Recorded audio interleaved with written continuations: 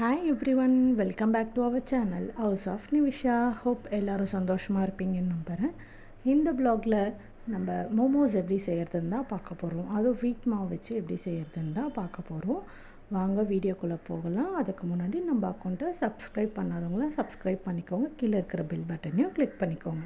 ஒரு பவுலில் 3 cup of வீட் மாவு நான் சேர்த்துக்கிறேன். உங்களுக்கு எந்த அளவுக்கு தேவையோ அந்த அளவுக்கு வந்து நீங்கள் சேர்த்துக்கோங்க.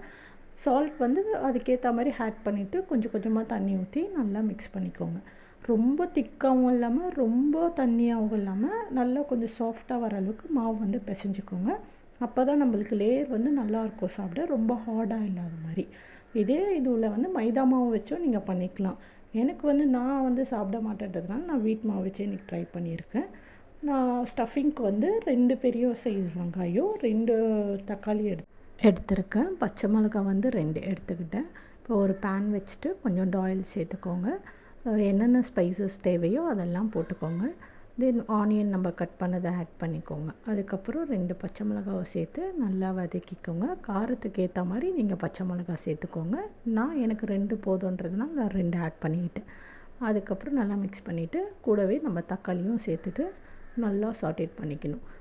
எனி வெஜிடபிள்ஸ், எக்கு, சிக்கனு எது வேணால் நீங்கள் ஆட் பண்ணிக்கலாம். இன்றைக்கி நான் மீன் மேக்கர் வச்சு தான் பண்ணியிருந்தேன். நல்லா ஒரு ஹாட் வாட்டரில் மீன் மேக்கரை சோக் பண்ணி வச்சுட்டேன் ஒரு 10 to 15 மினிட்ஸ்.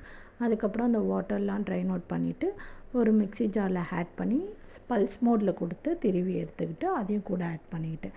கூடவே கொஞ்சோண்டு மஞ்சள்தூள், மிளகாத்தூள் வந்து உங்கள் காரத்துக்கு ஏற்ற மாதிரி சேர்த்துக்கோங்க. உப்பும் டேஸ்ட் பண்ணி உங்களுக்கு ஏற்ற மாதிரி ஆட் பண்ணிக்கோங்க. மிளகாத்தூள் ஸ்மெல் போனதுக்கப்புறம் ஒரு ஹோல் எக் சேர்த்துக்கோங்க. எனக்கு ஃப்ளேவருக்காக நான் சேர்த்துக்கிட்டேன். உங்களுக்கு வேண்டான்னா விட்டுடுங்க.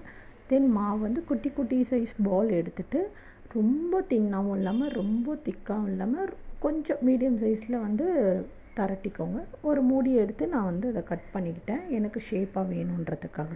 அதுக்கப்புறம் நம்ம பண்ண ஸ்டஃபிங்ஸை உள்ளே வச்சுட்டு புடவை மடிப்போம்ல அந்த மாதிரி வந்து மடிச்சுக்கோங்க. ஒரு சைடு மட்டும், இன்னொரு சைடு அப்படியே எடுத்து வச்சு அது கூட லாக் பண்ணிக்கிட்டிங்கன்னா லாக் ஆகிடும்.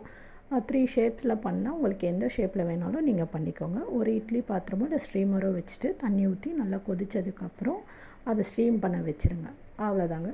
ஒரு 10 to 15 மினிட்ஸ் வச்சிட்டிங்கன்னா வெந்துடும். நான் வந்து இன்றைக்கி சட்னி எதுவும் பண்ணலை. ஸோ வந்து டொமேட்டோ கெச்சப் வச்சு அதை சாப்பிட்டு முடிச்சிட்டோம். ஈவினிங் டைமில் ஹெல்த்தியாக கொஞ்சம் சாப்பிட்ணும், நம்மளுக்கு பிடிச்ச மாதிரி இருக்கணும்னா கண்டிப்பாக இந்த ரெசிபியை ட்ரை பண்ணி பாருங்கள். நெக்ஸ்ட் இன்ட்ரெஸ்டிங்கான ப்ளாகில் பார்க்கலாம். அன்டில் பாய். இந்த வீடியோ உங்களுக்கு பிடிச்சிருந்தா லைக் அண்ட் சப்ஸ்கிரைப் பண்ணிக்கோங்க. வேறு எதனா ரெசிபி வேணும்னா கமெண்டில் சொல்லுங்கள். தேங்க்ஸ் ஃபார் வாட்சிங். பாய்.